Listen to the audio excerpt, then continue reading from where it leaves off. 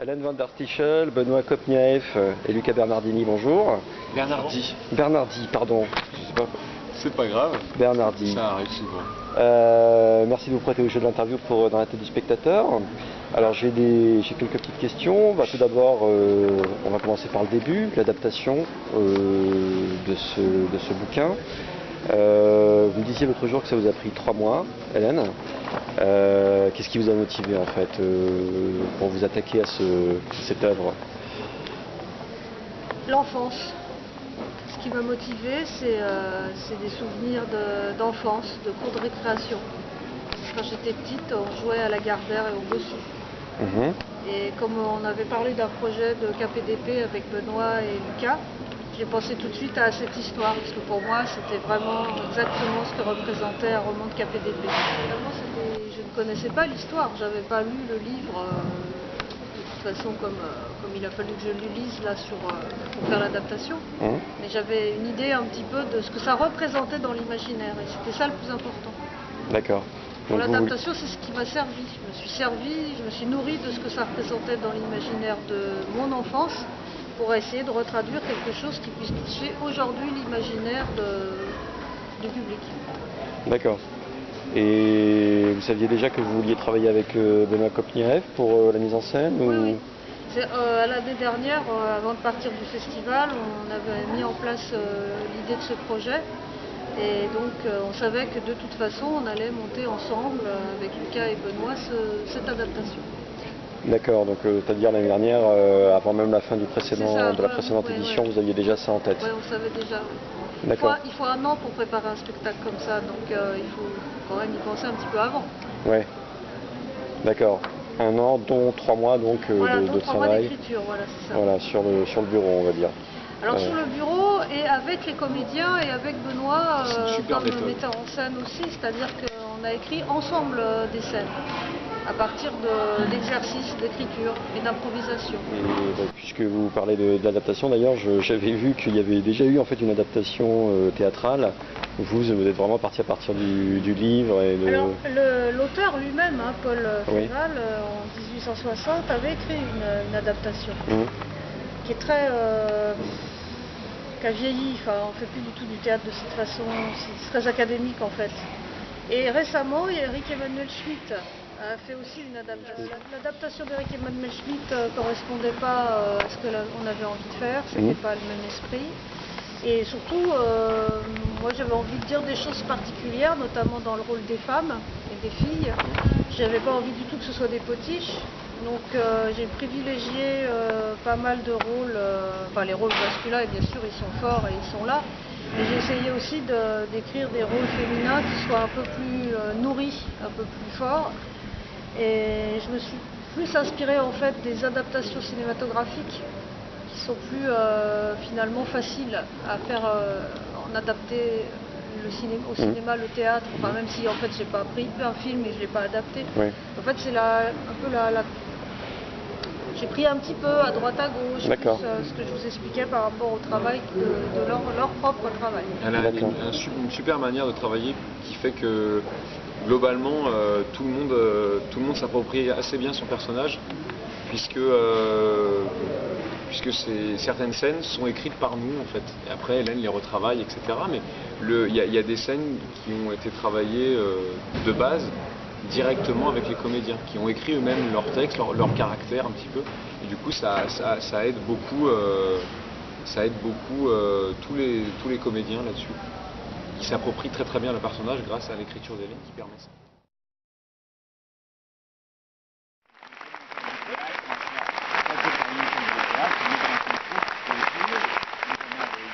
Il y a pléthore de personnages dans cette pièce. Comment ça se passe pour gérer tout ce monde-là sur un plateau, en l'occurrence sur une... Ça dépend quand, avant ou après ou pendant.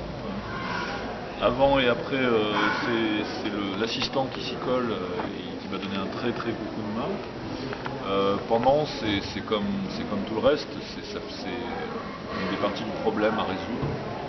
Il y a beaucoup de monde, il faut répéter, les répétitions prennent du temps, donc on peut qu'on reste sur une scène, ceux qui ne sont pas sur le plateau perdent du temps, enfin c'est pas qu'ils perdent du temps mais ils passent beaucoup de temps à attendre, donc Généralement, on crée des sous-groupes qui vont répéter aussi dans leur coin. C'est toute une logistique en fait à avoir et pour essayer d'emmener tout le monde en même temps dans la mise en scène. C'est un peu compliqué, mais ça se fait. D'accord. Sachant que là, en fait, parmi tout ce monde-là, en fait, il y a combien de personnages secondaires il y a beaucoup de figurants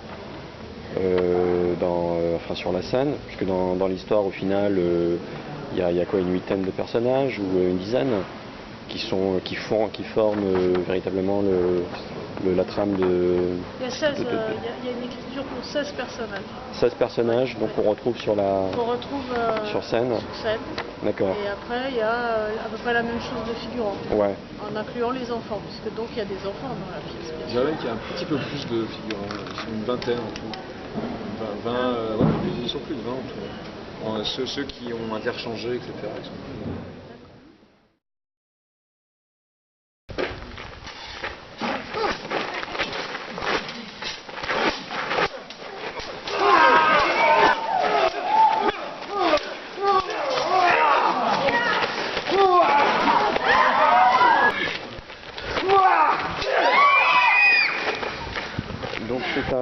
C'est un spectacle qui se fait aussi remarquer par ces scènes d'escrime.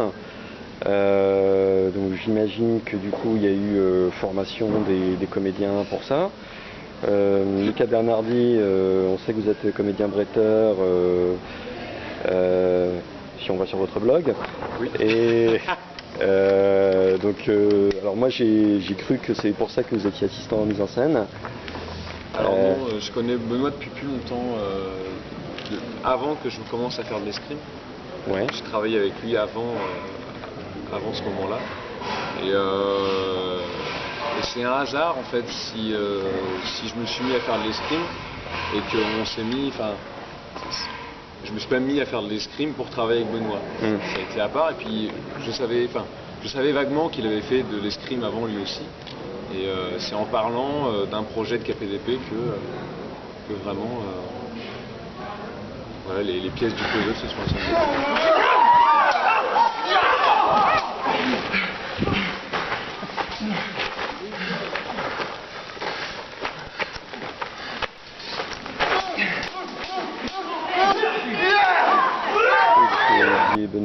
Benoît, vous aviez déjà joué dans Capitaine Fracasse, je crois, en 2008, donc j'avais pas vu la pièce, mais je présume que vous faisiez déjà de l'escrime pour l'occasion.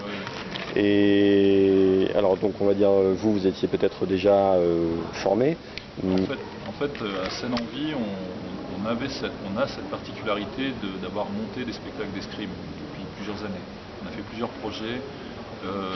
Et notamment on a commencé par monter au Théâtre en Rond la première nuit de l'escrime artistique, qui était un projet écrit où on a réuni différentes équipes qui venaient de la France entière sur un projet de théâtre.